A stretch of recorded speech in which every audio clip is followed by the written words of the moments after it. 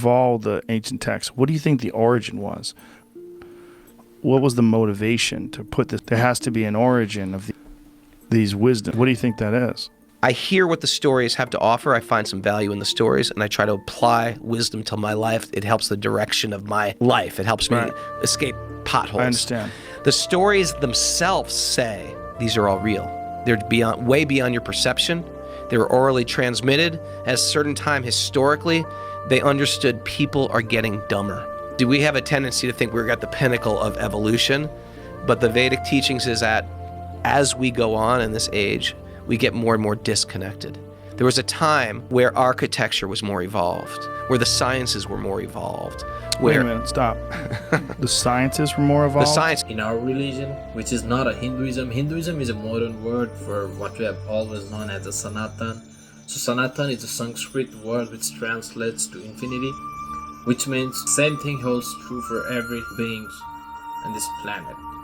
So according to the Vedic teachings, now we're living in a Kali Yuga where we're the least of what we were capable of. And I think it holds true if you look around yourself, a lot of people transitioning, not believing their own capability. And so here, like, Joe Rogan is caught by surprise when he hears that scientists and science were more evolved.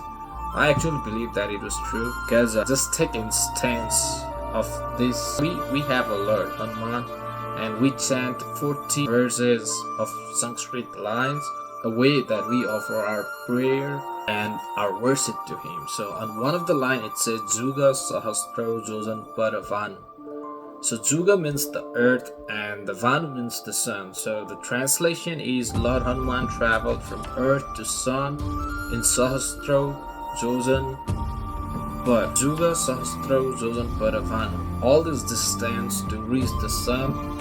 And when you translate those Sanskrit words to the English literature into the mathematical digits, it is the distance between the sun and the earth. But the crazy part is that mantra has been there since almost 20 million years ago. So let's get into Juga Sahastra Jojan Paravanu. So Juga translates to 12,000 years.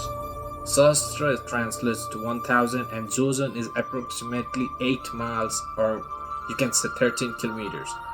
So the distance mentioned here is Hanuman traveled 96,000 miles from Earth to Sun, and the exact distance between the Sun and Earth, the scientists agree now, is like 9 miles. It's pretty close considering that this mantra has been there since like years ago. Now, let me get behind the story too. So Hanuman, like before, inside the window and says all the ripe ones are yellowish color, so if you get hungry, just eat the yellowish fruits.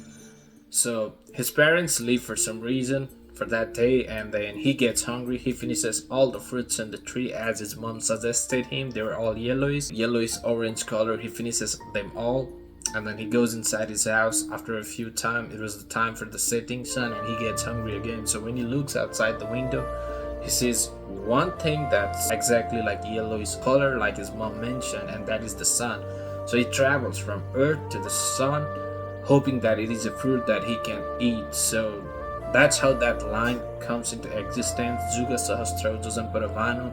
He traveled all this distance from earth to the sun, and it translates to the distance between the earth and the. So as a person who follows like Sanatani or Hinduism, as you may say, I think the science was really advanced back in the day. So if you want to know anything about the Sanatan Hinduism or this ancient Vedic knowledge, or if you want my opinion on any of the Vedic teachings, ancient knowledges, or any of these interviews you see online about the Hinduism or Sanatan, just drop a comment below and I try to be as clear as I can.